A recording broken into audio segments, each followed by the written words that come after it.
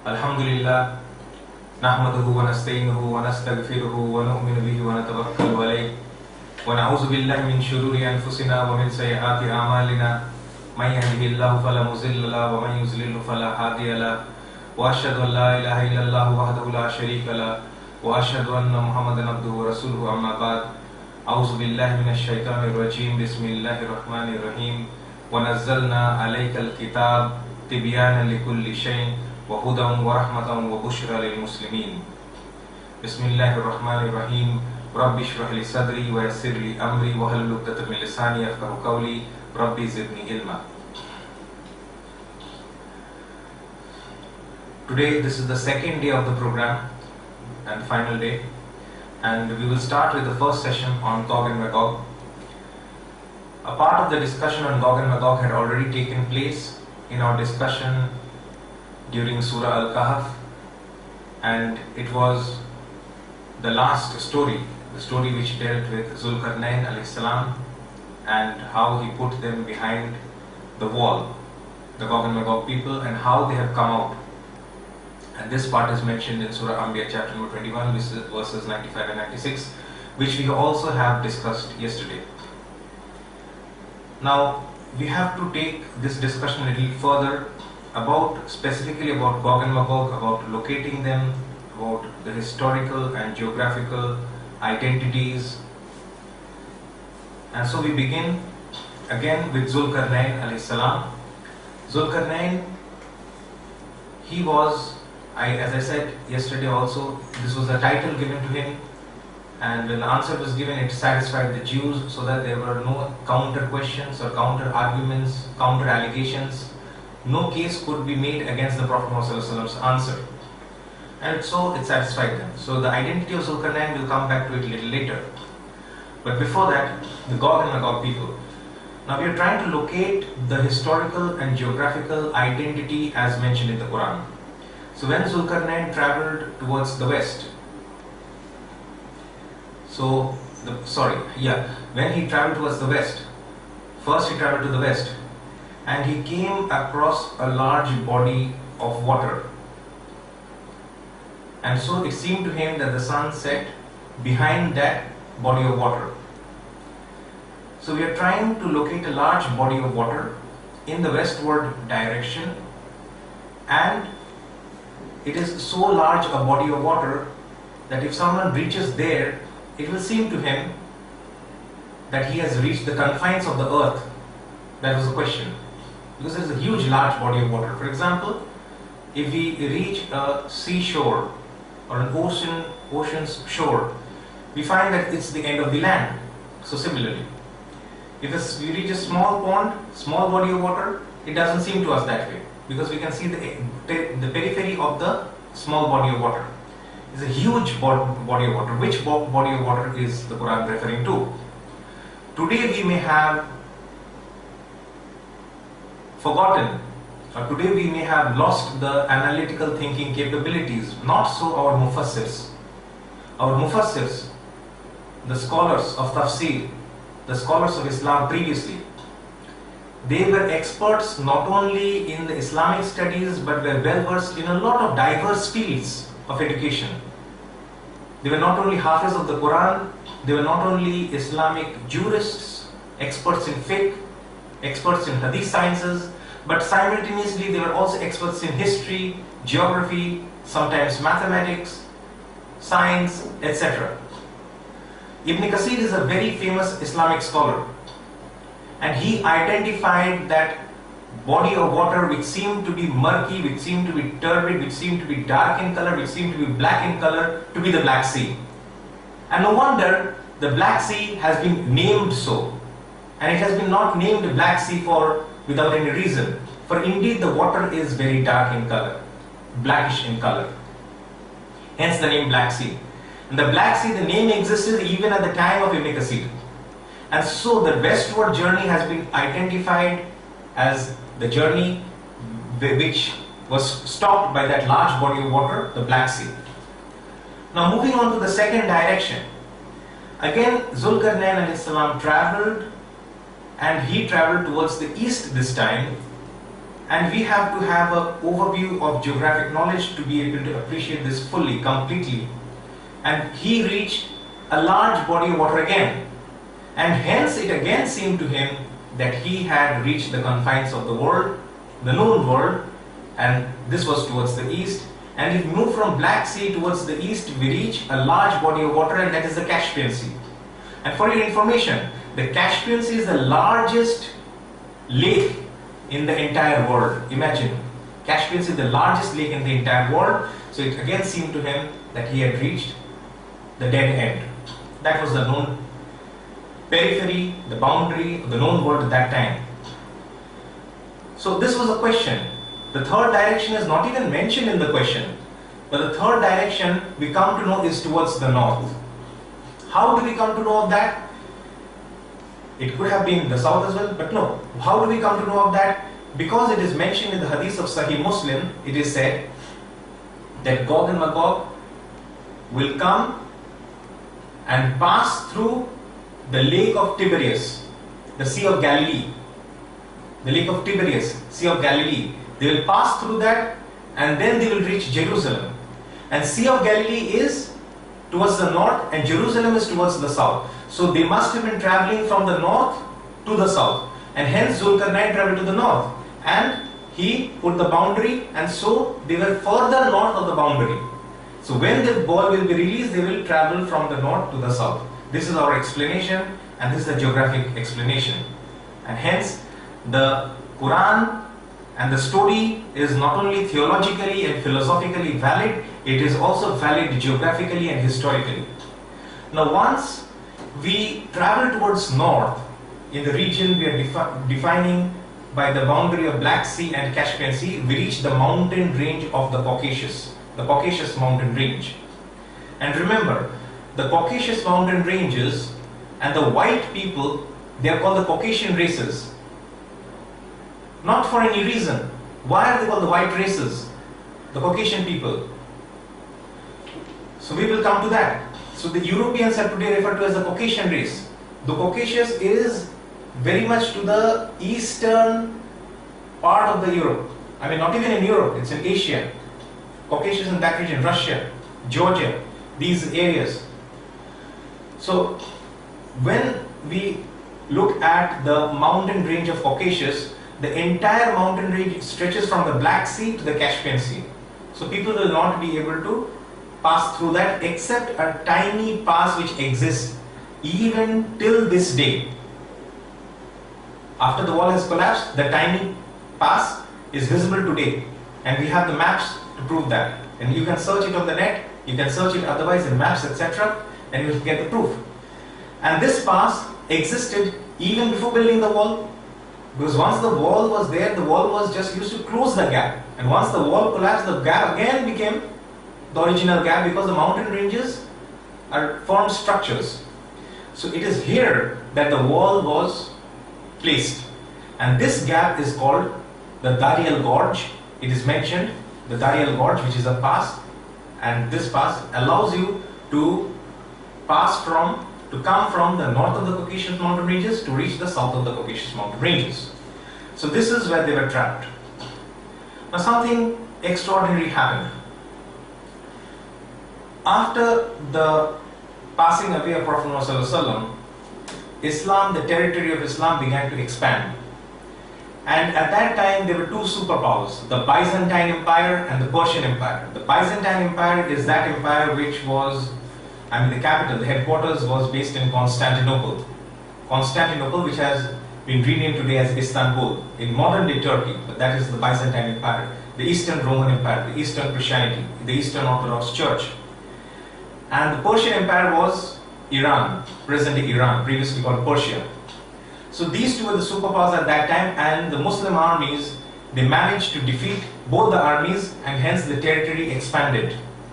But an hitherto unknown force stopped them, their entry towards the north, expansion towards the north. And who were these people? That they were able to manage an army which had defeated the two superpowers. These were the Gog and Magog people, because the wall had by now collapsed. They're giving you the reference yesterday. The wall had by now collapsed. So the Muslims could not enter towards the north and towards the Europe through the Caucasus mountain ranges. So they could only make an entry through Africa and then to Spain, the Iberian Peninsula, if you know. And hence, we know the Muslims ruled in Spain for 800 years. But that was not through the landmass, through the African landmass, and then there is a bit of a sea body. I mean, it's tapering off, so the distance is not much. The Mediterranean Sea is in between, but then Africa and Europe is tapering off, and so the end point of the Iberian Peninsula, Spain, etc., and the northernmost part of Africa is very close. And that is how Muslims reached in Spain. So the caliphate that was established, you will see a very strange picture. You will see part of the southern Europe, part of the northern Africa, and then the Middle East. We never understand why it is so. Because if the Muslims had managed to make their inroads through the Caucasus mountain passes, then the entire, most of the European region, extending up to Spain, should have been under the caliphate, but it was not so. And who were these people, and how were they able to stop the Muslim forces, the Muslim army? That is the question. That question we will not answer, but we will allow Prophet Muhammad to answer. And this is Hadith al-Qudsi. So this is the words of Allah subhanahu wa ta'ala himself. And this hadith is narrated by Imam Muslim in Sahih Muslim. And obviously all the hadiths pertaining to Kitab al-Fitan, about the last age, will be related in most of the books of the hadith under the book of Kitab al-Fitan. Under the book of Fitan, Kitab al-Fitan. The chapter of turmoils. The book of turmoils. So there it is mentioned, Allah says, I have created creatures of mine so powerful that none but I can destroy them. So an invincible force.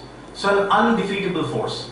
Unconquerable force. And hence they managed to stop. And who are these people? These are the Khazar tribes. If you study the history, these are the Khazar tribes. And strangely, these Khazar tribes, later they accepted, part of them, they accepted Judaism. Previously, Judaism would only be by birth.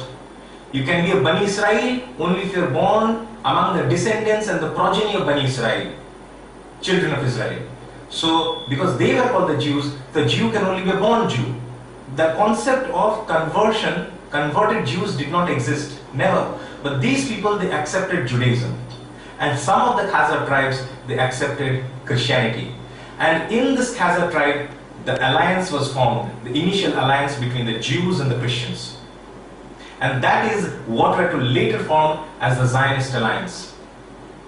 So this is a strange phenomenon that is going on in that region. Now, something very important. This Caucasus mountain ranges, to the south of the Caucasian mountain ranges today, we locate the country of Georgia, the region of Georgia. And the Georgian language, if you analyze, it is the language of Georgia. The Georgian language is unrelated to all the other languages in the neighboring territories. And hence, the Georgian people, when Zul-Qarnain approached them, they could not understand. Because their language, this is a study of the linguistics, nothing to do with the Quran, nothing to do with the Hadith, but it conforms to the Quran and the Hadith, and the explanation fits perfectly. That is all what we want to say. So these Georgian people, because the language is totally unrelated to all the neighboring languages, for example, Bengali. If you move to Odisha, for example, we are talking in the Indian context, so those who are well versed in the Indian geography, they will be able to better appreciate. So, because we are speaking from Kolkata, this is in Bengal, in India. So in Bengal, if you move towards the south in Odisha, the language is different but related. We will not be able to understand 100%, but we will be able to communicate, and they will understand and we will also understand. Again, if we move towards North Assam, the language is different but it is related. So usually the neighboring languages are related. If you move towards Bangladesh, it is the same language, that is towards the east. If you move towards Bihar and Jharkhand towards the west, parts of the regions in Bihar and Jharkhand, those which are neighboring to Bengal, even in those regions the Bengali is spoken, and simultaneously they also know Hindi. So they know both the languages. So what I mean to say, usually it is seen that a language is related to the surrounding languages languages in the surrounding territories, but the case of Georgia is unique. And hence we can relate why they were having much difficulty in communicating with Zul-Qarnain. But they wanted to convey because these Gog and Magog people were causing much fasad. And who are these Gog and Magog people? Actually, Nuh alayhi salam, the Prophet Noah, peace be upon him, he had a number of sons. The Semitic races is from Sham alayhi salam, one of his sons, and from the Shemites descended, or rather the present-day Jews, the present-day Christians, and the present-day Muslims. I say it this way for a reason. They all trace their roots back to Sham alayhi salam, one of the sons of Nuh alayhi salam. Why I say this? Because initially all of them were Muslims. So that is why I said the present-day Jews and the present-day Christians and the present-day Muslims, they associate the origin to Sham and then to Noah. Otherwise, if I have to refer to them, I will call them all Muslims, because all the prophets were Muslims and they brought with them the message of Islam. So now, this Khazar tribe, Allah says no one can destroy. I mean, this Gog and Magog people, no one can destroy. And Gog and Magog were descended not through Sham, not through Ham, another son, but through Yafis, the third son of Nuh alayhi salam. There was a fourth son and maybe other sons or not, that we are not concerned about. But Yafis, Japheth, in the English language, in the Bible, Gog and Magog are descended from him. Two of his sons, the names are Gog and Magog, and then the progeny, they are also referred to as the Gog and Magog. Ya-Juj wa-Maʻjūj. Wa means and. Gog and Magog. Ya-Juj and Ma-Juj. So now we can also relate that these are very powerful and hence they are unconquerable, indestructible, a very powerful force, though hitherto unknown, except for the fact, hitherto unknown because they were not known as a superpower at that time when Islam was expanding. At that time only the Byzantine Empire and the Persian Empire were superpowers, the two superpowers, and they had conflicts with each other. Islam was able to defeat both Muslim armies. But the Khazar tribes were yet at that time in history, after the demise, after the passing of Prophet ﷺ, hitherto unknown. Previously we know, at the time of Zul-Qarnain and Islam, obviously there were a group of people who used to commit fasad. Ibrahim alayhi salam, by the way, is the 10th generation from Nuh alayhi salam. So by that time, the Gog and Magog, they had expanded and the progeny had expanded, and so they were a considerable amount of people, a lot of people, so that the group as a whole were committing fasad, and then the wall stopped their fasad. Now this is Gog and Magog. Something interesting is also there. People will say that look, the Quran says, or rather they will point to a hadith in Sahih Muslim, hadith number 7016, sorry, the hadith number 7015. 7016 gives the hadith, the additional piece of information. Actually, hadith number 7016 and 7015 is exactly the same, except for the fact that hadith number 7016, the later hadith, gives an additional piece of information. What is that additional piece of information? Which we have already discussed about. Both these hadiths are from Sahih Muslim. That the Gog and Magog will pass through the Sea of Galilee, the Lake of Tiberias, and they will reach Jerusalem. So north towards the south. This is the additional piece of information, 7016. 7015 says that first I will put in English, and then we will see how a mistranslation can confuse people. And how can, a mistranslation can confuse the people, that's alright, that's acceptable. But how can it confuse scholars? That is totally unacceptable. So are these really scholars? That is the first question. Do they know Arabic? Do they study Arabic? Do they know what the Arabic speaks? So they quote this hadith that after Isa alayhi salam kills the Dajjal, Gog and Magog will be released. Gog and Magog will be released at that time. So Isa alayhi salam has come, Dajjal has come before him, Isa alayhi salam kills Dajjal, and then Gog and Magog is released. So how can Gog and Magog be released now? That is the query, that is the question. That is a counter-refutation. Now, we will quote to you the exact wordings mentioned in the Quran and the exact wordings mentioned in the Hadith and help you to decide for yourself. Please decide for yourself. The wordings in the Quran is Hatta Iza Futihat Ya-Juj wa-Maʻjūj. Futihat. The word is futihat. Futihat means opened and released. The word futihat in Arabic means opened and released. That means the wall is opened, a hole has been made, the wall is opened, and hence the Gog and Magog are released. So hatta iza futihat ya-Juj wa-Maʻjūj.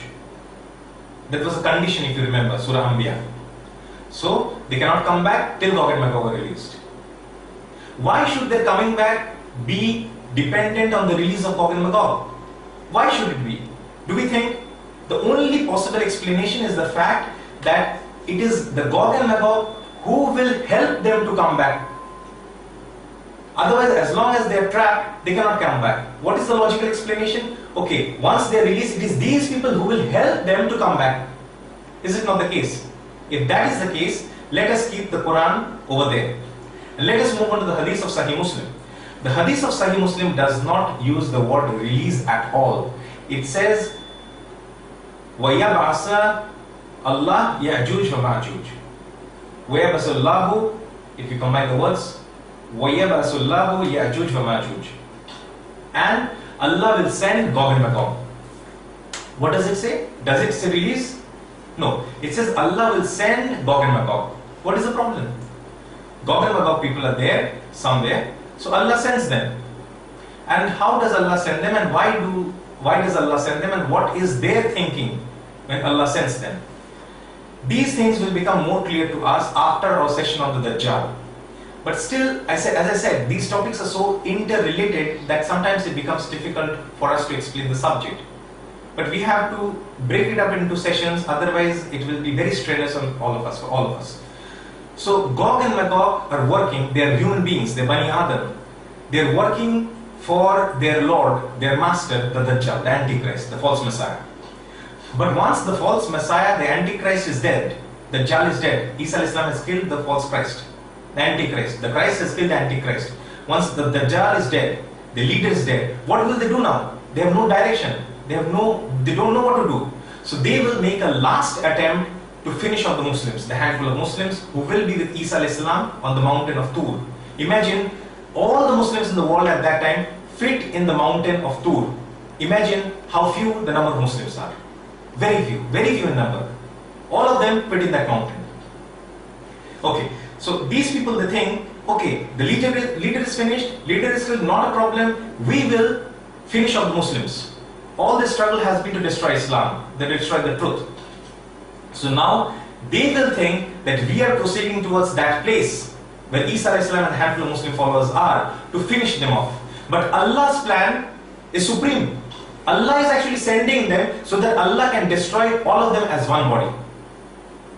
So when Allah decides that a community should be destroyed, He destroys the entire community, just as He had destroyed the community of Ad and the community of Samud, so will the community of Gog and Magog be destroyed as one body, as one group, at one place. So Allah gathers them, all of them together at one place, and then they are destroyed.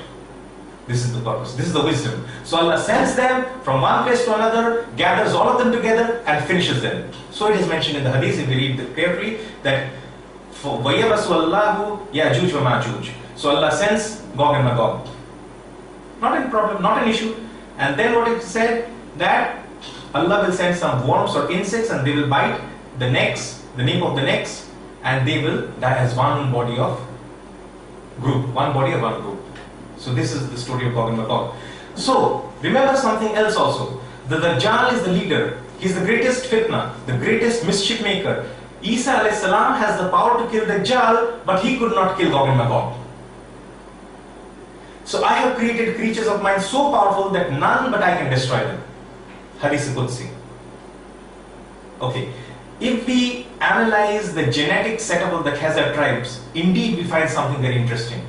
That the genetic makeup of all the rest of the human beings is different, but the genetic makeup of the Khazar tribes is different from the rest of the human beings. But the genetic makeup of these group of people, among themselves, they are similar. Imagine. So something which makes them invincible and powerful. We have to go back for a short while to Zul-Qarnain alayhi salam. One more time. Zul-Qarnain, what did he do? He did something truly remarkable. So when they approached him, he is the superpower, right? So they approached him. the people, helpless people, the victims. They approached Zul-Qarnain, please help us, save us from the Gog and Magog. They're causing mischief on the earth, fasad on the earth. They are causing destruction on the earth. So please protect us from him, from these people. So build us a wall. Build for us a wall. The reply which Zul-Qarnain alayhi salam gave is of strategic importance to all of us. If he is a superpower, what should he have replied? Never bother about making the world. I will go and finish them off. I will go and kill them off. Just as the superpowers today say, when Britain was a superpower, that's what Britain did. When America was a superpower, that's what America did. And now that Israel is intending to be the superpower, that is what Israel is doing. I don't need any wall. I am the superpower. I can finish them off. But the fact that he agreed to build a wall is the recognition by Zul-Qarnain that on the opposite side are forces which are equally powerful as him. So that can be destroyed. That cannot be destroyed. That cannot be finished. That cannot be defeated. That can only be stopped for a temporary phase in history. And hence a strong wall made of iron and then copper to prevent rusting. This is the explanation. There cannot be any second explanation. But for the last time, we refer to Zul-Qarnain alayhi salam. Qarn means horn. Qarnain means two horns. But the word Qarn has multiple meanings. Just as in English, sometimes a word can have multiple meanings. So in Arabic and in other languages, indeed in every language, there are words which have multiple meanings. Qarn can also mean an age, a generation, an epoch, etc. And the usage of the word Qarn in every other place in the Quran where the word Qarn is used in the sense of an age, a generation, or an epoch. But why do people always translate Zul-Qarnain as the person with two horns? It's beyond my understanding. We know Satan has got two horns, that is the projection. So Zul-Qarnain refers to a person who impacts two ages. Because in every other place where the word Qarn is used in the Quran, it is used in the sense of an age. I know and I agree that Qarn can also mean horn, but in this case it does not mean a horn. It does not refer to a horn. It refers to an age. For example, even in the hadith, the plural of the word Qarn is used. What is the plural of the word Qarn? No. As I said yesterday, I was expecting this reply. As I said yesterday, in English language, it's singular and plural. But in the Arabic language, it's singular, dual and plural. So Qarnain, two horns. So two dual, so it's Qarnain. So the Arabic word is Qurun, plural. So there are 10 generations from Adam al-Islam to Nuh al-Islam. There are 10 generations. So 10 Qurun. You get it? 10 Qurun. In the Hadith, in the Quran, everywhere where the word Qarn is used or Qarnain is used or Qurun is used, Qurun can mean 3 and more. Any plural. It is always used to refer to an age. And somehow they put Zul-Qarnain, the two-horned one. Amazing explanations. And they will come, okay, he hit someone with the right forehead and hit someone with the left forehead and it got inflamed and so he had two horn-like structure. They come with all sorts of fantastic stories. We're not interested in those stories. We're interested in facts. So Zul-Qarnain impacts his age. Qarnain, two ages. The person, Zul-Qarnain, the person, not with two horns, but who impacts two ages. He impacted his own age. Why? Because he helped protect the people from the fasad of the Gog and Magog people. So a tremendous positive impact. And in another age, now the wall is crumbling. So that is an indirect impact. Indirect impact in the sense that now he is not physically present. And because he is not physically present, Zul-Qarnain is a powerful force. If he did not attempt to finish Gog and Magog, he attempted to stop them. Gog and Magog did not attempt to try anything silly with him, against him. Gog and Magog forces did not try to do something fishy and try to overcome Zul-Qarnain. So Gog and Magog also recognized that Zul-Qarnain is the superpower. That recognition was there. We have to understand that. Recognition was there from both the sides. But Gog and Magog knows that the mercy of Allah is with Zul-Qarnain. And hence the wall was constructed and the wall was mercy. And yesterday we have explained how the wall and when the wall was broken, when it was done with, and so the fear was there from the time of Prophet ﷺ. He said, oh, the wall, a hole has been made in the wall of Zul-Qarnain. What to do now? A state of fear, a state of panic. And today the Arabs are happy and the Muslim world is happy. There's no panic. No panic, no strategic thinking. And they're happy. And they're eating halwa, sweets, and biryani. So this is Zul-Qarnain. So in the second age, because he is no more physically present, and this age is a long, long time since Ibrahim alayhi salam. Long, long time since Ibrahim alayhi salam. Ibrahim alayhi salam is about 2000 BC, about 4000 years back. So in this age, the Gog and Magog people come out and they restart the facade. Is the facade prevalent on the earth? If it is, we have to recognize that the Gog and Magog have been released. And what are the facades we will deal with in the subsequent sessions. So this was the total and complete explanation of Gog and Magog. And now once we have discussed this aspect, now we can understand that Dajjal, who is actually the leader. And now we will go back to the 10 signs, why Dajjal was released, why the sign of Dajjal has to be manifested first and then the sign of Gog and Magog the second. Yet Dajjal is not released, which again is related to the dimensional analysis which we did yesterday towards the end of the day. Dimensional analysis. So we'll return to all those subjects inshallah after a short break. Wa-Maʻjūj alhamdulillahi rabbil alamin.